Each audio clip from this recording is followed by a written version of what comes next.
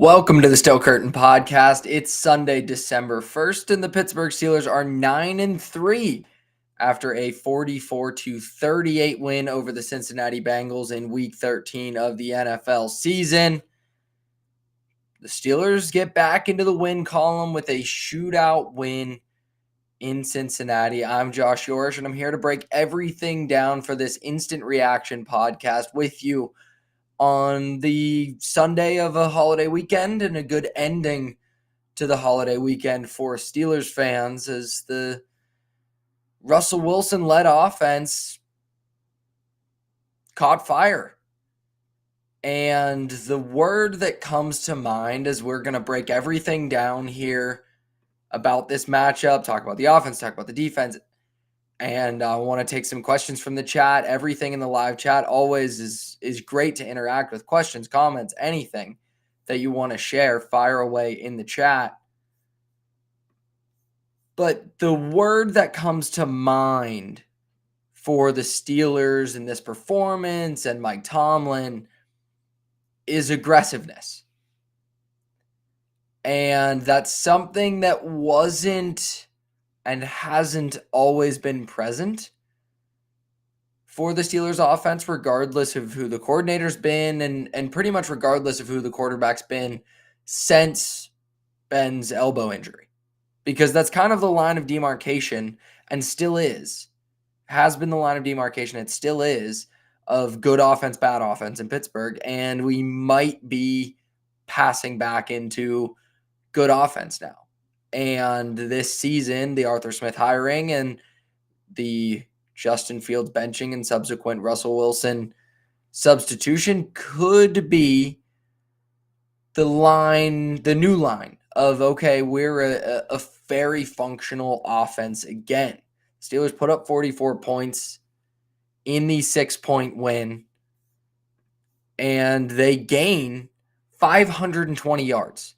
Get the first down they need at the end. Really just keep scoring all the way to the end because Joe Burrow is going to keep scoring on the other side.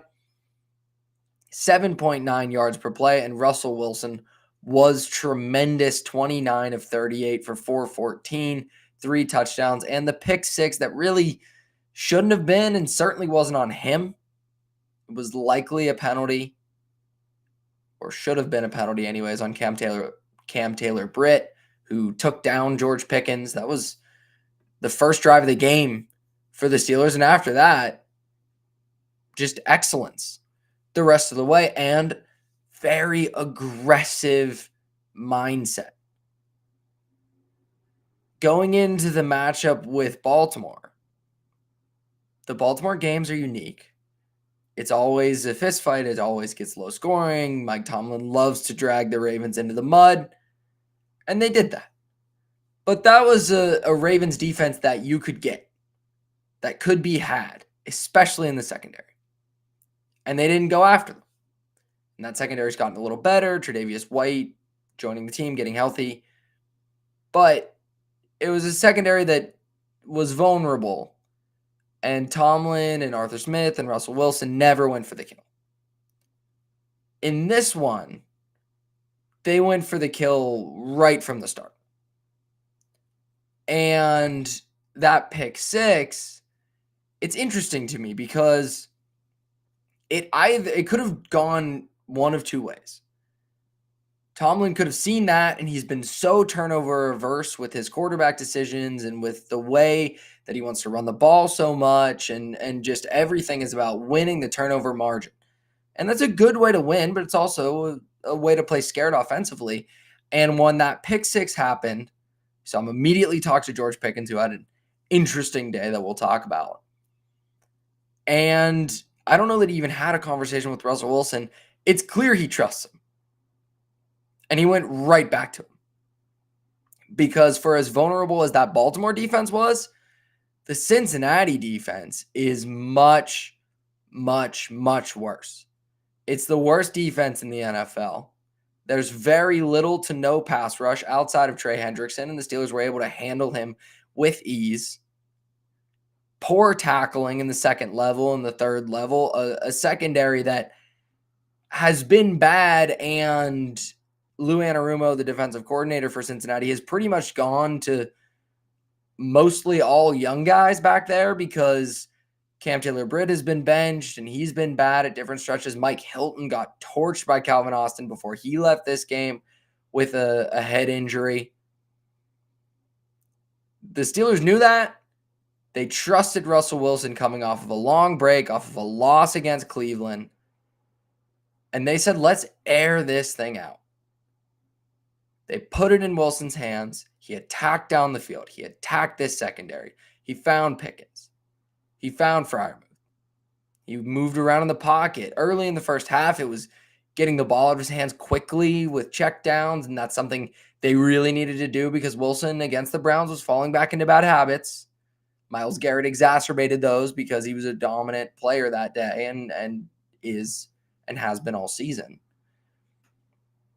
But it's a Cincinnati defense that can't tackle. So Wilson got the ball in the hands of his playmakers in the first half. And Najee Harris broke a bunch of tackles. Cordero Patterson broke a bunch of tackles. Darnell Washington, when he touched the ball, is impossible to tackle for anyone, especially the Bengals. George Pickens was doing more yards after the catch in the first half than in the second half. And then the Bengals kind of adjusted at halftime and said, okay, we're going to try to take some of that away. And the Steelers said, we're still going to be aggressive. Now we'll attack you downfield. Now it's no more checkdowns. It's 20, 30-yard bombs. Wilson hit them. Receivers got open. And they kept attacking, borderline to their detriment. Because in the fourth quarter, when this game looked like it was out of hand at 41-24, after Peyton Wilson recovers the scoop and score touchdown, maybe a little before that, right? Let's look at 34-24. Dante Jackson gets the interception off the Cam Hayward tip. Cam Hayward was a monster in this game and looks like legitimate contender for first team All-Pro at this age, and that extension he signed this offseason looks like an absolute bargain. He's playing like an absolute stud, but they got the ball back and just stayed super aggressive early in the fourth quarter. It looked like a chance you could just sit on it, run some clock down. 1st and 10 from the 47, right? You get the ball at midfield. They throw it on the very first play. Incomplete, and that was ineligible man downfield by Zach Frazier. That happened quite a bit because Wilson wasn't getting the ball out of his hands on those RPOs quickly. But Jaylen Warren, 4-yard run, 3rd and 6, take a deep shot. Sayamalu gets called for a holding, and they decline it, and you punt for the first time in the game. You throw the ball twice and you go 3 and out. You've been having success throwing the ball all game, and I loved that they threw the ball. Loved it. More. Pound a team like this. If they can't stop you, attack. Be aggressive. Don't settle for field goals. Don't try to just sit on it. You know what's better than milking 7 minutes off the clock? Another touchdown. Maybe not 7 minutes at that point, but 4 minutes, 5 minutes, another touchdown. Go after them. And the Steelers kept the pedal to the metal offensively pretty much the entire game. And I hate to always go back to the Fields-Wilson decision, but I think it says a lot about Mike Tomlin. And that's just important to know where the head coach is at. Wilson's obviously the right call. There's no argument. That decision enabled Arthur Smith and this offense to be unlocked because Wilson is a veteran guy that Tomlin has seen win a Super Bowl and says, I will trust you. There were actually a couple delay games early in this game because he trusts Wilson so much at the line of scrimmage, making checks, making audibles, right? Just a ton of different changes at the line of scrimmage. And that's something you're not going to get with Fields, with Pickett, with Rudolph, with Trubisky, any of these guys. It's not even just Fields this year. It's they have a quarterback that Mike Tomlin trusts now, and that gives them a shot because they can actually play this way. Even if they're this much better than a team like the Bengals, and the Bengals have this vulnerable of a secondary last year or the year before. And yes, they throttled the Bengals with Mason Rudolph at the end of the season last year. But this is different because the Bengals have Joe Burrow. They're still really in this thing. They were still really in this thing. They are out of it now. They are done. And that's good news because you have to play them again. But you come into this game in Cincinnati and you absolutely lay down the gauntlet for Burrow to continue to lead comeback drives against your great defense. And I just applaud this coaching staff for their aggressiveness on this day. It's not always that way. It won't always be that way. But the way they trust Russell Wilson is very meaningful for the outlook going forward because it allowed you to just throttle a bad defense and put up 44 points. And that's a great sign because now you're 9-3. And the loss to the Browns last week, that brings me to my next point. The loss to the Browns last week was a concerning one for me because I saw a lot of issues with the offense and with Russell Wilson's play that I expected to see coming into the year. And that spooked me because I still don't totally I'm having a hard time trusting this team as a bona fide contender because that's not where my sights were set coming into the year. That's not my understanding of what Wilson was as a player anymore in his career. And I still think there are big flaws in his game, but he continues to be coaxed out of them or coached out of them. And that's a huge credit to either Tomlin or Arthur Smith because last week he's holding onto the ball. He's taking sacks. He's making poor decisions. He's constantly hunting these huge plays instead of just getting it out of his hands to the playmakers against an inferior team. And with the long layoff, those were gone. Those bad habits seem to be gone. And he looked like the player that torched the Jets and torched the Giants. It's just a matter of in a short week or a normal week getting that same performance, but stellar performance from Wilson. And what my point is about the Browns loss last week, it allows you to say it's the NFL. Anyone can beat anyone any given Sunday or Thursday or whatever, or Monday or soon to be Saturday. That's an aberration. You lost to a bad team. That's okay. That's not who you are. If you lose this one to the Bengals, if you can't get stops and if your offense sputters again and you're so reliant on just the deep ball, that's what was great about this performance. It's not just deep ball variance playing out in your favor. They didn't hit a ton of deep balls. They didn't take a ton of deep balls. They didn't need to. There were throws over the middle of the field that Wilson was hitting. He hit guys in stride for yards after the catch. They were running the ball well.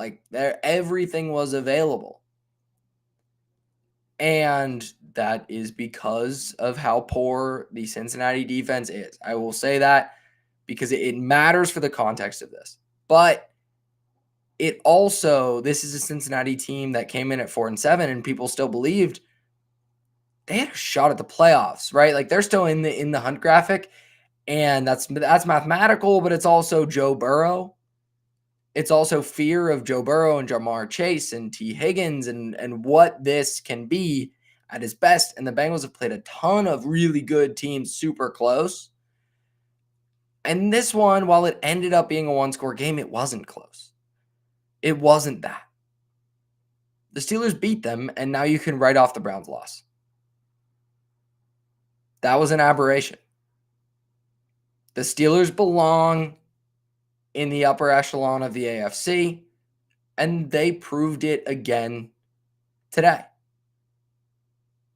And that makes me feel great coming out of a Browns loss where I was saying there are a lot of big problems with that offense against Cleveland. But now you can say it was a short week, Thursday Night Football on the road, snowy game, bad weather, random Jameis Winston game.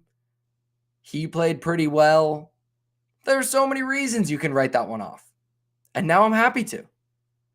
Now I'm thrilled to say all of those things and say the Browns lost. Okay, forget it. Myles Garrett went crazy. Snow was dumping down in Cleveland. It was Thursday Night Football. Mike Tomlin never does well on Thursday Night Football on the road. Who really does? It's a nightmare scenario, especially coming off of the Ravens win. That's a physical game. Whether you win or lose it, it's a physical game. And you have the emotional high of beating Baltimore. My first point about this game is the aggressiveness, and I love that. My second point is now we can excuse the Browns loss.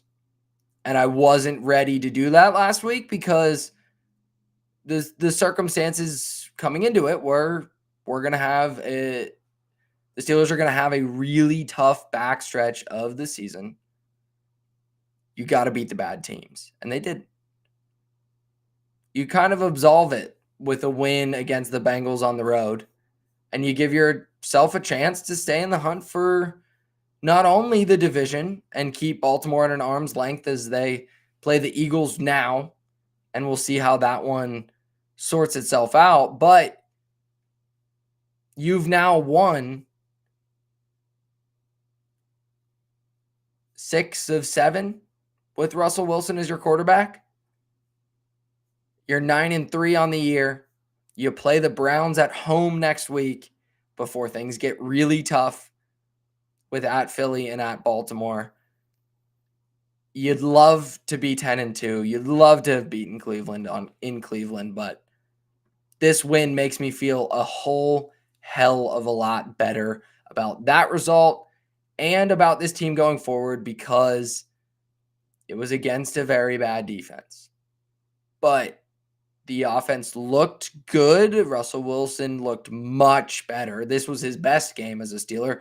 Best game in a really long time. I actually want to dig through his game log to see the last time he had a game like this in his career.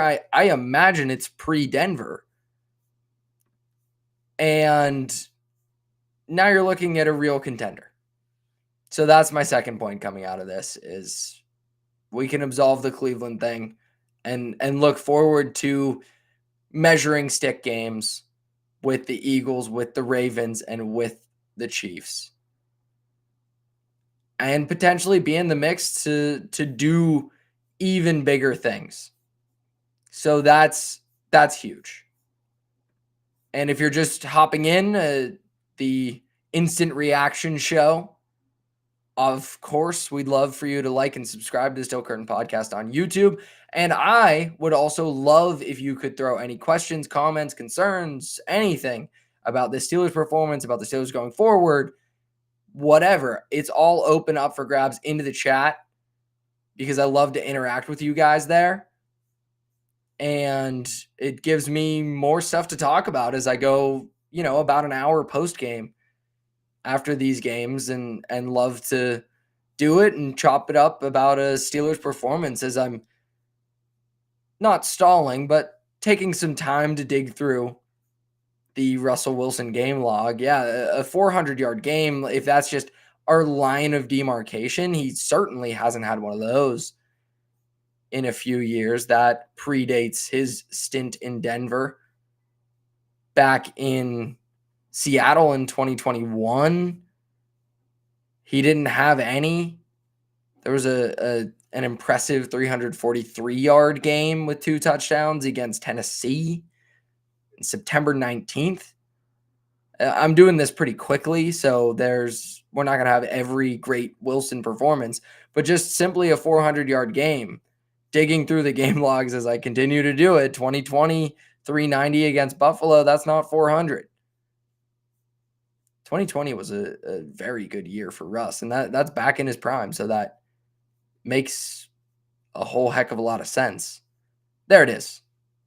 2019, September 22nd, 32 of 50 against the Saints in a 33-27 loss, 406 yards and 2 touchdowns. He also had 51 yards and 2 touchdowns on the ground. That is something Russie does not have anymore. But this was a very impressive performance against a bad defense, but like that throw to Freiermuth for the touchdown late. He's moving in the pocket and keeping his eyes downfield and not just crumbling and taking sacks. I worry when Russ holds onto the ball. That's my biggest concern about him in this offense is him holding on the ball and taking negative plays, but he turned it into a big positive play and kind of dropped the arm slot down and zipped it into Freiermuth. It's not going to be that easy against every secondary, but there are a lot of encouraging signs heading into the toughest stretch of the schedule. So phenomenal performance from Russ, phenomenal from the offense all around. And it kind of leads into, okay, what about this defense? Well, one more thing before we get to the defense. Let's just wrap a bow on the offensive stuff. We have to talk about George Pickens. And he is this team's best receiver. That's undeniable. 3 catches for 74 yards and a touchdown on 6 targets. Remarkably talented, remarkably selfish. And he continues to be. And the whole city, and myself included, called for them to pretty much move on from him after his piss-poor effort against Dallas. He was clearly reinvigorated by Russell Wilson taking over at quarterback, and that's great. But 2 unsportsmanlike conduct taunting penalties, and he punted the ball into the end zone after his touchdown, like out of the end zone into the stands after his touchdown. He only thinks about how he's been slighted on every single play, the guy that tackled him, how he's better than the guy that tackled. It's so, and I hate to psychoanalyze from afar because I don't know George Pickens. I'm not talking to George Pickens. I don't know what's going through his head. But it's so evident how selfish his mindset is on the football field. And that's fine for a wide receiver until it's not. Until we're just baking in an unsportsmanlike conduct penalty every game, and now you're getting 2. And it didn't end up mattering because the Cincinnati defense is just that bad. So you can get back and score more, right? Every time there's a drive that ends the way you don't want it, well, there's going to be another drive that ends in a touchdown against this Cincinnati team that's now 4-8. But the first drive of the second half, when this is very, very much still a game, and you have a chance to kind of step on their throat a little bit, up 27-21, you come out, you're moving the ball really well, and Pickens gets a 36-yard catch down the sideline, right? I just want to have the numbers exactly right. That's why I'm looking at my notes here. 36-yard catch, that go ball down the sideline, fantastic separation, late hands, everything Charles Davis talked about on the broadcast. Like, really good throw from Russ, really good catch. That's the best of George Pickens.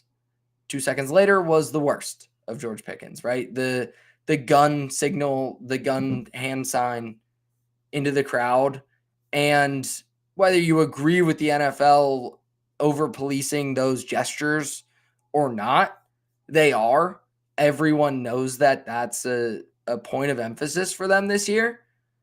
And Pickens goes ahead and does it. 15-yard penalty for unsportsmanlike conduct. And that takes you from 1st and 10 from the 13 up 27-21 to 1st and 10 from the 28. And then you lose yardage on a run. I want to get the exact sequence right because it really matters. And this could have been hugely important. Najee Harris loses 3 yards on the 1st and 10 run. 2nd and 13, Wilson scrambles and runs for 5 yards. So you get 3rd and 8. And a 3-yard completion to Michael Pruitt sets up a 42-yard field goal. That's blocked. There's no guarantee that 1st and 10 from the 13 turns into a touchdown. But on a day like this, it sure as hell feels like a guarantee of a touchdown at that point. The way this offense was humming, the way the Cincinnati defense was playing, you could run it, you could throw it, just about everything's working. And maybe Wilson throws another pick 6 on the next play, right? It's hard to play those hypothetical games, but when you're dealing in just the fact, he knocked them, destroyed all their momentum, knocked them out of the red zone, and it led to a blocked field goal. And that could have been the reason they lost this game. Very reasonably. And luckily, the Steelers were able to hold them to a field goal going the other way and then score a touchdown and get the Dante Jackson interception and everything that ensued from there. But that felt like a huge moment. And it was his second one of the game. It's hard to say what to do about Pickens like this. And after the pick 6 early on, that was obviously going to be a pass intended for Pickens. Mike Tomlin had a long conversation with him over on the sideline, and the CBS crew did a great job, getting good shots of it. You're talking to a guy like that. You're trying to keep his head into the game. And Mike Tomlin is the best probably in maybe the history of the NFL at managing those types of personalities and getting the best out of them. But 3 catches for 74 yards, minus 30. 3 catches for 44 yards and a touchdown. Okay, that's average. Right? That's fine. That's a fine day. But it's not number 1 wide receiver stuff. And that's the math you have to do. Because these problems, these penalties, everything are so recurrent with Pickens and that selfish mindset. He's a fantastic wide receiver. And I hope the Steelers don't sign him to an extension. I hope they can find another answer at wide receiver. I'm scarred. Steelers fans are scarred from Antonio Brown, and even Martavis Bryant was a different situation. And obviously players shouldn't be suspended for smoking weed. But, that kind of lumps into this, the mindset. And Juju was a different type of personality, but still kind of that attention-seeking extracurricular stuff. And Pickens, his selfishness on the field is much worse than those players. But, man, it's just diva wide receiver after diva wide receiver for the Steelers. And I'm ready for that cycle to end. Not right now, because the Steelers need George Pickens to reach their ceiling as a team. And I think that ceiling is maybe an AFC championship game. But this is ridiculous. And it has to end at some point, either by Pickens ending it himself or by the Steelers saying, eventually, we're done here. We're going to go find our wide receiver 1 somewhere else. So that's my thoughts on the Steelers offense coming out of this performance. Tons and tons of positives, but the George Pickens experience is getting very, very old. And that takes us to another player on the other side of the ball that had a heck of a day. Another young player, much different situation than Pickens and clearly kind of a different personality, but a young potential star that's fairly mercurial, but his ebbs and flows are more on the field, and that's Joey Porter Jr. Penalties galore. And the Steelers defense played well, especially after starting slow early. I thought they were able to shut down the Cincinnati passing game pretty impressively, because we know what they want to do. They want to play single high with Minka in center field, and that's worked pretty well all year.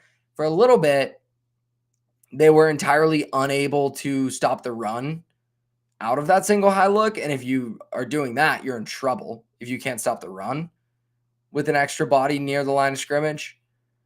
And then once they were able to slow down Chase Brown and the game script dictated that Burrow just had to drop back every time, they were able to play a little bit more single high, but mostly it was still, or a little bit more too high, but mostly it was still single high with Minka back there. And that's a very dangerous way to live against a team that has Joe Burrow and T. Higgins and Jamar Chase. And they did something interesting, borderline Belichickian, where he would always put his best corner on the wide receiver 2. So his second best corner and a safety another corner or whatever could double team wide receiver 1. And that game plan was very effective for slowing down Jamar Chase. Other than the last drive of the game, he was completely silent, and that was just prevent defense. But T. Higgins kind of had his way with Joey Porter a lot. And when he didn't, it's because of some really bad penalties from JPJ. So I think he finished with 4 penalties. It's more if you count the ones that were declined, because there were penalties he had on plays that were successful. There were penalties he had. There was a play he had a holding and a pass interference. That was his pass interference on Higgins at the end that set Cincinnati up on the goal line. He had another pass interference in the end zone on Yoshivas earlier in the game. 2 end zone PI calls. That's a bad day at the office for a cornerback. And we know this is the story with Joey Porter Jr. He's a grabby corner. He has really long arms. This was the book on him coming out of Penn State. He's going to grab you. He's going to hold you. He's going to fight you at the top of routes. If they're not calling it, he'll be great. If they are, he'll be in trouble. They were calling it today. So that's kind of the roller coaster you're on. I don't want to overreact to it, because I think Porter is a good player and will continue to be a good player going forward. But man, it was so I don't want to draw any conclusions out of it, but man, it was a really bad performance. He did not play well. Of the teams they play coming up, so I guess I am going to draw conclusions. Of the teams they play coming up, the Eagles would be one you're concerned about, right? Do you put Porter Jr. on A.J. Brown? Do you put him on Devontae Smith and put him on, the wide receiver 2 and double A.J. Brown like they did in this matchup? You'd like to have more faith that Porter could maybe not shut a player like T. Higgins down one-on-one, because Higgins is great and would be a wide receiver 1 in almost any other place. But you'd want a better performance than this and less penalties than this. And it was just, I won't say alarmingly bad, but the alarms are starting to kind of go off that these performances are possible.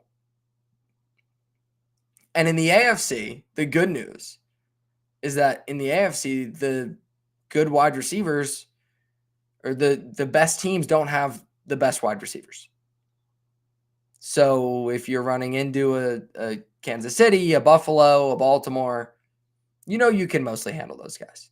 So there's not a huge reason for concern, but just a brutal day from Porter in this one. And that's not something you want to see from a young player that you're hoping develops into a star. So I'm not saying it'll prevent him from doing that, but just a bad afternoon at the ball field for Porter Jr. and the rest of the defense. As I dig through my notes to make sure I'm not missing anything, the pass rush struggled to get home for most of the game. And in the first half, there was a concern from me and from others on social media that I was seeing. And it's a concern that I've had and has been out there. If you're gonna have to win a shootout against Cincinnati anyways. What are you paying $125 million for this defense for? And obviously that all that money's not out there on the field with Alex Highsmith hurt, but Nick Herbig's been so good in his stead that this is pretty much what you have. And they were struggling to get stops, but they answered that question, what that money's for, with the TJ Watt strip sack, with the Dante Jackson interception off of a Cam Hayward tip, because I'm not lumping Jackson in there with the high-paid superstars, although he's fairly highly paid as a veteran. And with the Nick Herbig strip sack that's recovered by Peyton Wilson for the clinching touchdown, for the sealing touchdown. It was looking like it was going to be a troublesome performance.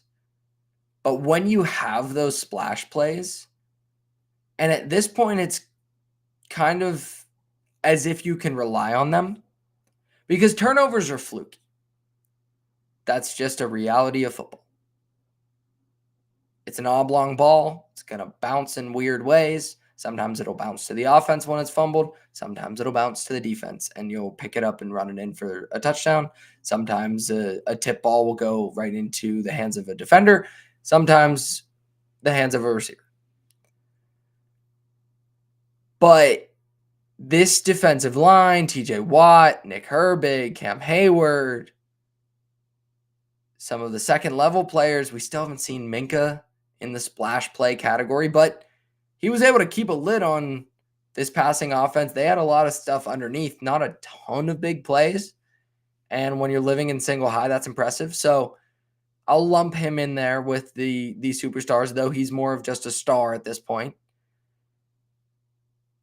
When you can reliably get splashy turnover plays like Watt provides with his 32nd career forced fumble, the most in the NFL since 2017, and the second most in Steelers history since that's been recorded as a stat. And when you have Cam Hayward, who's just constantly tipping things at the line of scrimmage this season and is getting into the backfield, and Nick Herbig now is a budding star that clearly Watt is teaching to just attack the football every time he comes around the edge. And he does it very reliably at this point.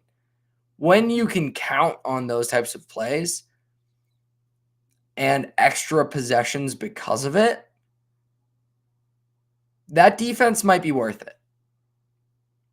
On a down-to-down basis, I don't think this is the best defense in the NFL. I think the numbers would certainly bear that out. And a lot of that comes from the lack of creativity.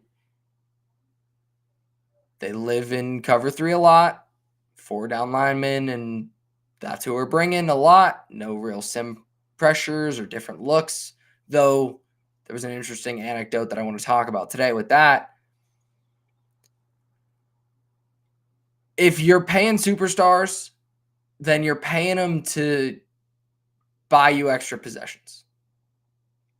And they did. And they have all season. They did against Baltimore. They did against Cincinnati. In the big games, those players are coming through for Pittsburgh, and then okay. I don't know that any team should spend that much money on a defense. It's easier to do it when your quarterback's playing on the league minimum and playing this well on the league minimum. But there isn't a player on that defense right now that they're really heavily leveraged in, invested in, that I would not want out there. If you think about it that way, yeah, I want TJ Watt out there at that high price. Yeah, I want Cam Hayward out there at that high price. I was low on Patrick Queen for much of the year, but he's played better. He played really well against Baltimore. I sure as shit wanted him out there for that game, containing Lamar Jackson, not letting him get to the edges. So is this defense worth the money? If they can continue to buy the offense additional opportunities then yeah, for this roster construction, it is. And I thought they played in a game they gave up 38 points. I thought they played pretty well.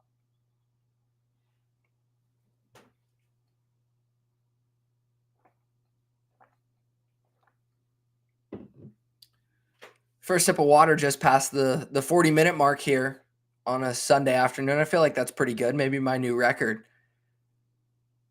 And as always, as I get into what might be my last point on this, because there are a lot of things I want to talk about, and there's another offensive thing that I found interesting and fun that I do want to get into. So maybe this is my penultimate point. But Evan Washburn, I think it was Evan Washburn, but maybe it was Charles Davis. But on the broadcast, they talked about how in 2013, Tomlin and the Steelers went to Detroit, played Matthew Stafford, and he went with a fairly vanilla game plan, and Stafford figured him out and torched him. And Tomlin said, when you're going up against a great quarterback, and he clearly considers Burrow to be that, and I would not argue with him at all. I think Burrow's one of the best in the league and is playing fantastic this season. I thought he played well today, other than the strip sacks, right? You got to protect the ball a little bit better. But man, he's been lights out.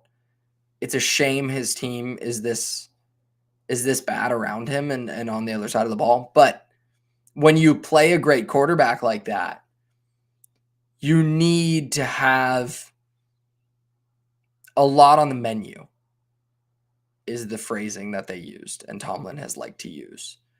You need a bunch of different defensive calls. You need different looks. You need to move around your star players. You can't give them the same coverages, play down after down after down, because Burrow specifically will figure you out and will torch you. And he started to. When the Steelers started to go to more soft zones in the second half, right? There was a 3rd and 21 that Burrow hit Higgins right up the seam. And then later, I don't know if it was that drive or another drive, hit another seam ball on the other side.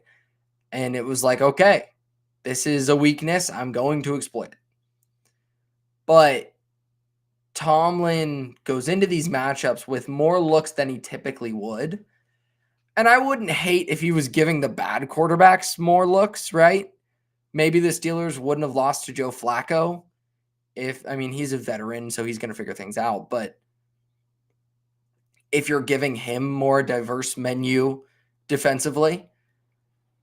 But if that's what you're doing to a guy like Burrow, and you're having some success, even giving up 38 points, because I want to interrogate that a little bit. All right, Tomlin.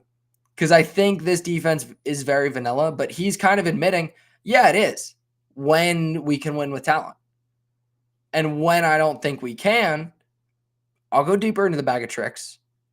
I think they tried that today to varied success, but when you get a win against one of the league's best offenses, and that is what Cincinnati is, probably the league's best offense, it's hard to have any fault with that side of the ball. So a definite credit to Tomlin, because I have been very critical of how similar everything has been defensively. And now I'm not sitting back there trying to pick it apart, but in terms of their pass rush plan, because that's something that's easy to evaluate, in terms of the pre-snap looks of pressure or not, I think they varied things up a lot more today and had a fairly solid performance, right? So they give up 38 points. 7 of that is on the pick six. So, all right, you give up 31 points. Well, 7 more of that is against prevent defense at the end of the game, that 5-play, 64-yard drive that was very quick.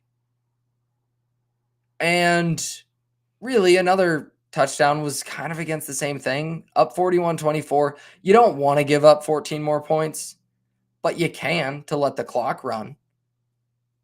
That was the trade-off the Steelers were comfortable enough making.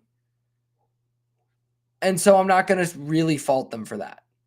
It looks bad on the scoreboard. I don't think it was nearly as bad. I think the defense had enough and they had the splash plays. So for me, all right, passing grade. Absolutely a passing grade, even with a very high standard that I hold this unit to because of how expensive it is. So for me, that's it on the defensive side of the ball. And just before I finish up, back to the offense, I thought I was done. But something I found cool about this construction and why Arthur Smith and Mike Tomlin are actually kind of a good fit and maybe a long-term fit on the sideline for the Steelers, because this week, Arthur Smith, who is a North Carolina alum, played there. Mac Brown, the head coach of the Tar Heels, was fired. And Smith's name was floated as the potential replacement in Chapel Hill. He said, I'm not interested. I'm not going to college. Not going to go do that. And that's a good thing, because I think there's some interesting synergy between Smith, Tomlin, and even Omar Khan. So the Bengals, and you can beat the Bengals a lot of different ways, but this was one of the ways they were pounding them in the first half specifically, right? Cincy was matching 12 personnel with nickel personnel, right? So when the Steelers had 2 tight ends out there, the Bengals still had Mike Hilton, their slot corner, to match. And a lot of teams do this more because you want to protect against the pass and you're willing to give things up in the run game.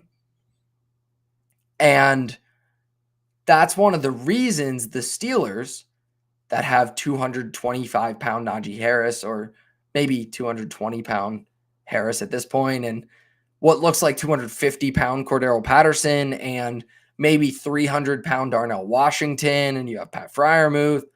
You have a lot of big bodies you can put out on the field. If they're going to match with light personnel, they'll bludgeon you.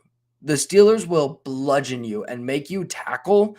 Cincy could not. Cincy can't tackle under really any circumstances. But that was clearly the plan, because when Najee got hurt for a short period, and I'm still not sure what that was, it was Patterson who came in first, not Warren. And I think that was a size thing, because you can just keep so many big bodies on the field. And Wilson was content to say, all right, I'll check it down, right? And a lot of times that's what offense or defenses want you to do. Check it down. Perfect. We'll rally and tackle. Well, that's a lot tougher when you're 185-pound Mike Hilton and it's 240-pound Cordero Patterson coming at you, right? The math changes when you have those big bodies who can still be functional in the passing game. The fact that Darnell Washington can, the fact that Cordero Patterson still is at this age, Najee Harris was impressive in the passing game. I think that is something the Steelers can really lean on if teams are going to play them with light personnel. And they were even able to get it a similar look and similar matchup out of 11 when they use Ben Skoranek in the slot. He's kind of become a run tell a little bit, though he did have a nice catch in the fourth quarter on a seam ball to keep Cincinnati guessing and everyone guessing when they look at the film that Skoranek being out there isn't a true run tell. But he's a wide receiver that's basically a fullback, an excellent blocker. That's why Sean McVay loved him. So when you put him out there and you're getting Mike Hilton matching, you're still able to just run downhill and blow them off the ball. And the Steelers did a really nice job of that. That's how Mike Tomlin wants to play offensive football. And Arthur Smith does too, right? He was first a candidate for that job in Atlanta when he was bludgeoning teams with Derrick Henry in Tennessee. And then even in Atlanta, when they were drafting skill players early, they looked for big bodies, right? They looked for Drake London, and Bijan Robinson is a very fast running back, but he's also a big back. And he loves to use tight ends, Kyle Pitts. right? These guys who can give you a run or a pass look, and you can take advantage of it either way. I think that's a really nice fit. I think Arthur Smith called a really good game today, really impressive game today. And that's a reason for confidence in some continuity going forward. Because after the way things worked out for Smith in Atlanta, he's not going to be a hot head coaching name this cycle, maybe even next cycle. I imagine he might get another shot, especially if the Steelers kind of go on a run. But if he's around for a couple of years, I think they can really build this offense out in his image, which aligns very nicely with Omar Khan and Mike Tomlin's image. Big bodies bullying people. It's what they did to Cincinnati today, and it's a big reason that the Steelers are sitting in a really good spot, first place in the AFC North at 9-3. That's going to do it for me today. Loved hanging out. Love the instant reaction shows. I get to just digest everything quickly and spit it all out to you. And I hope you enjoyed it as well. If you did, please like, please subscribe on YouTube, on Spotify, everywhere. A big thank you, as always, to producer Joanna Woodcock, who is going to get everything taken care of on the Spotify and the Apple Podcasts, wherever you get your podcasts, and everyone on the video team at FanSided for taking care of me and taking care of us here at the Steel Curtain Podcast. That'll do it. Until next week, when the Steelers play the Browns, I'll be back with an instant reaction show then. And on Wednesday, you can check out Tommy Jagai and Shane Kubis for their midweek breakdown show. So long. Have a good week. And until next week, go Steelers.